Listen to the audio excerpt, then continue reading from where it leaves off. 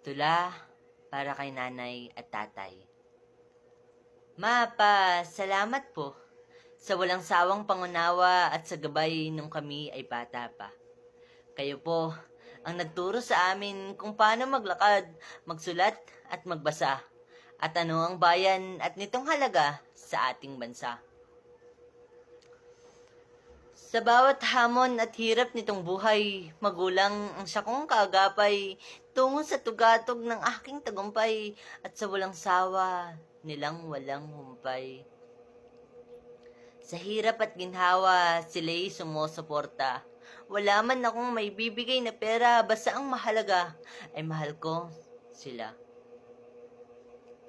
Ako'y nalagaan sa salong ng balabal habang katabi ang aking inang mahal na patuloy sa pag-awit ng salamat sa pagmamahal.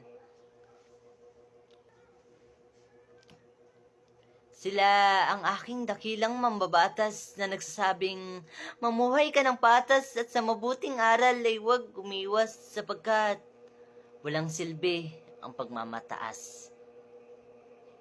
Duman man ako sa libis ng dilim, ngunit hindi pa rin ako kakapit sa patalim sa mundo ng mga taong sakim, bunga ng kanilang masithing damdamin.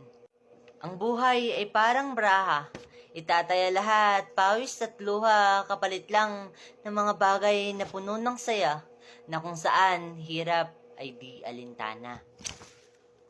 Kaya't salamat sa aking ama't ina, sapagkat tinalis niyo po ang aking takot at pangamba.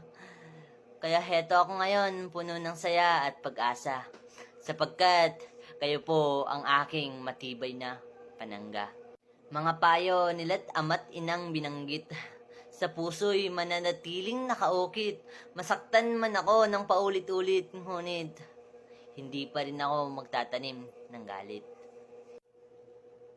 Sa akin itinuro ang mga tamang asal, kaya't lumaki akong may takot sa may kapal.